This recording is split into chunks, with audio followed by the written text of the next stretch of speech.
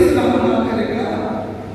कई बार परमेश्वर आपसे गुप्त रीति में बात करेगा।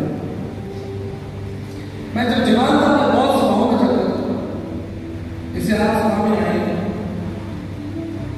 लेकिन मैं आपको विश्वास करना चाहता हूं कि परमेश्वर का सामर्थ्य जो है वो अकेले प्रकट होगा। आप संदेश से लेकर जाएंगे, लेकिन उसकी जो धार है, उसमें जो सामर्थ्य है, वो तब होगी जब आप अपने बिस्तर पर बैठे हैं, आप अकेले बैठे हैं। God will speak to your heart. मत्ती उसके 6 पद में लिखा है, भीतरी कोठी में जाओ और द्वार को बंद कर दे और गुप्त रीति में परमेश्वर से बात कर। हमें से बहुत सारे लोग परमेश्वर को धन्यवाद देना चाहते हैं, जवान लोग बिल्कुल बैठे। हम सोचते हैं कि हम अपना पूरा जीवन परमेश्वर की सेवा में खर्च कर दें। हमने ठान लिया है कि हम परमेश्वर के लिए नए गीतों को लिखेंगे, हम परमेश्वर की आराधना करेंगे, हम उसको सुसमाचार का प्रचार करेंगे, हम किताबें लिखेंगे, हम योजनाएं बनाएंगे। लेकिन मैं आपको बताना चाहता हूं, इसका आरंभ कैसे होगा?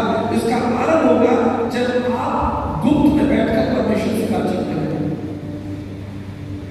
जब आप शांत हृदय से परमेश्वर की आवाज को सुनेंगे, मनन करेंगे, चिंतन करेंगे, देखेंगे कि परमेश्वर आपसे बात कर रहा है। इतिहास गवाह है कि परमेश्वर ने बड़ी बड़ी योजनाएं गुप्त रीति से बनाई है। वचन भाग देखिए, उसने बड़े बड़े पराक्रम के और सामर्थ के काम जो है, एक व्यक्ति को बुलाकर चुपचाप से अपने पास बिठाकर चुपचाप से उसको काम करना है। उसने चुपचाप से बोला भाई इधर आओ, बैठो, यार तुम इधर आओ, तुम्हें बड़ा काम करना है, तुम्हें जहाज बनाना है। और नोहा परमेश्वर बातचीत कर रहा है, गुप्त रीति में बात हो रही है, बात गुप्त रीति में हो रही है, लेकिन उसका प्रभाव पूरी जनता के ऊपर, पूरे देश के ऊपर पड़ेगा। अकेले जब आप बैठेंगे, आप परमेश्वर की आवाज को सुनेंगे। देखिए मैं आपको उदाहरण दूंगा, और मैंने इस चीज को कई बार नोटिस किया। कई बार आप कार के अंदर होते हैं, कार में बैठे होते हैं और 2-3 लोग 4 लोग एक साथ यात्रा करते हैं, और आप देखिए कि 2 लोगों का फोन आ जाए, 2 लोग आपस में बात कर रहे हैं, तो आपको डिस्टर्ब होगा। आपको लगेगा कि यार I am not able to listen the person who called मी।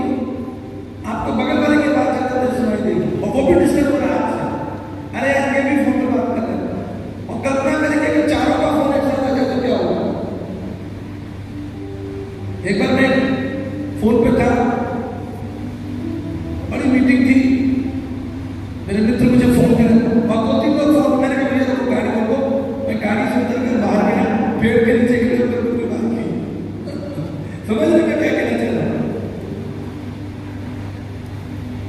जब महत्वपूर्ण बुलाहट है, महत्वपूर्ण योजनाएं परमेश्वर बनाने जा रहे हैं, वो गुप्त रीति में होंगे, अकेले में होंगे। ये मैं जवानों से बात कर रहा हूं, क्योंकि आपके आगे एक लंबा जीवन है। क्वालिटी टाइम में चीज बहुत सुंदर होकर परमेश्वर से बात कीजिए। अभी तो आपने कहा कि हम परमेश्वर को महिमा देना चाहते हैं। कितने लोग परमेश्वर को महिमा देना चाहते हैं? फिर से आप लोग फ्री का हाथ है, कितने बार उठा लो, ना दर्द होगा ना पैसे लगेंगे, उठाए रखो, अपना हाथ है।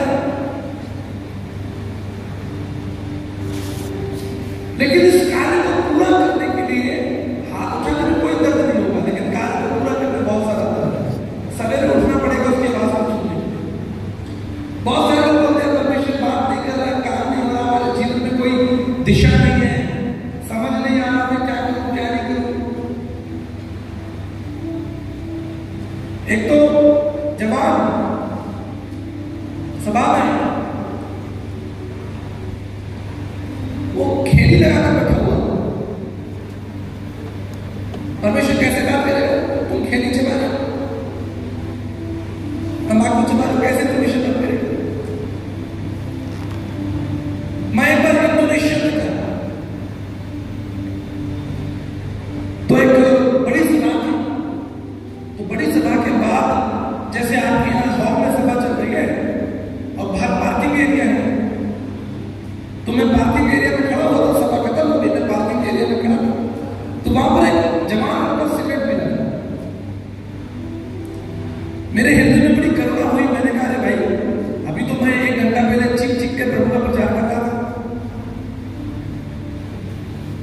गला फाड़ फाड़ कर प्रभु का प्रचार कर रहा था।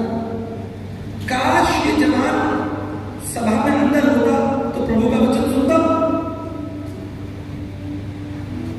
तो प्रभु का वचन सुनता तो कुछ तो उसको मिलता, कुछ तो पाता। और मैं उसको देखा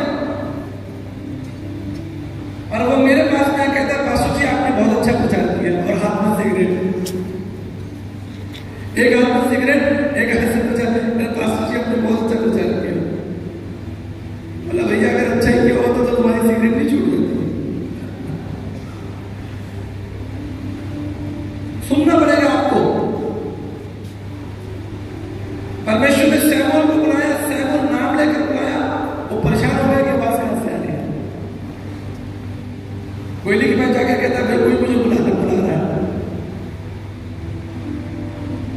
उसकी आवाज आपके लिए है, क्योंकि अगला नाव वो नोहा से नहीं आपसे बुलाने वाला है।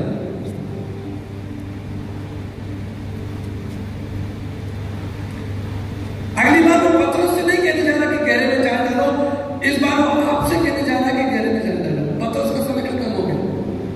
अब वो पौलुस से नहीं कहेगा कि मैं तुझे दूर दूर अन्य जातियों के पास भेजूंगा, वो समय खत्म हो गया। अब वो आपसे कहेगा, पर आपको उसके लिए तैयार होना पड़ेगा, अपने कान खुले रखने पड़ेगा।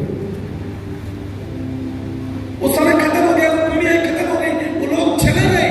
अब नई पीढ़ी, नई ताकत परमेश्वर तैयार कर रहा है। यीशु मसीह विवाह में गए, दाखरस खत्म हो गया, बोला नया दाखरस बनाया जाए। आज आप नए दाखरस हैं और उसको आपसे उम्मीद है, आशा है। सिर्फ आपको परमेश्वर से आशा नहीं है, परमेश्वर को भी आपसे आशा है। यह आशा केवल आपकी नहीं है कि प्रभु जी मुझे गाड़ी दिला दो, मुझे घर दिला दो, अच्छा भविष्य दिला दो, वो देने को तैयार है। लेकिन उसे भी आपसे आशा है कि ये मेरा जवान खड़ा होगा, ये लड़की खड़ी होगी, इसको मैं खड़ा करूंगा। अगला फेनी क्रॉस में यही होगी जो 10,000 गीत मेरे लिए लिखेगी। अंधी लड़की थी, अंधी लड़की जन्म से फेनी क्रॉस में उठाकर देखिए, 10,000 गीत उसने यीशु मसीह के लिए लिखे। 10,000।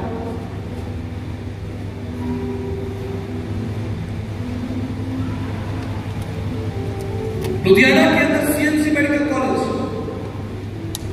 एडिथ मैरी ब्राउन, कितने लोगों ने नाम सुना है? आप बताओ एडिथ मैरी ब्राउन का।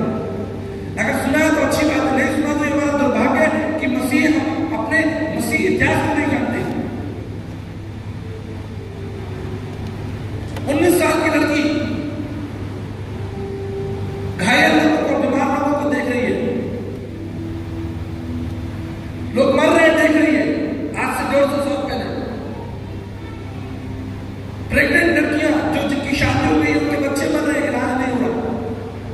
उसने परमेश्वर की आवाज को सुना और उस स्थान पर सीएमसी लुधियाना मेडिकल कॉलेज खड़ा कर दिया, क्रिश्चियन मेडिकल कॉलेज खड़ा कर दिया। एक जवान लड़की जिसने परमेश्वर की आवाज को सुना। इसलिए मैं कल अपने संदेश में बता रहा था कि मसीहों को, विशेष रूप से जवानों को अपना इतिहास पढ़ने की आवश्यकता है। पंडित धर्म प्रकाश शर्मा जी, नीलकंठ शास्त्री, मधुसूदन दास, नारायण मोहन तिलक, पंडिता रमाबाई के इतिहास को पढ़िए। ये वो लोग थे जिन्होंने अपना सर्वज्ञ मसीह के लिए खर्च कर दिया। आज की जवान पीढ़ी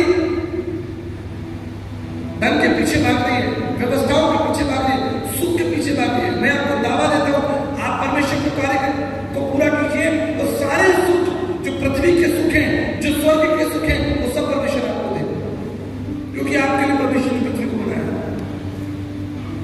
लेकिन आपको इस पर गंभीर होना पड़ेगा, परमेश्वर के साथ अकेले बैठना पड़ेगा, उसकी आवाज को सुनना पड़ेगा, अकेले समय देना पड़ेगा।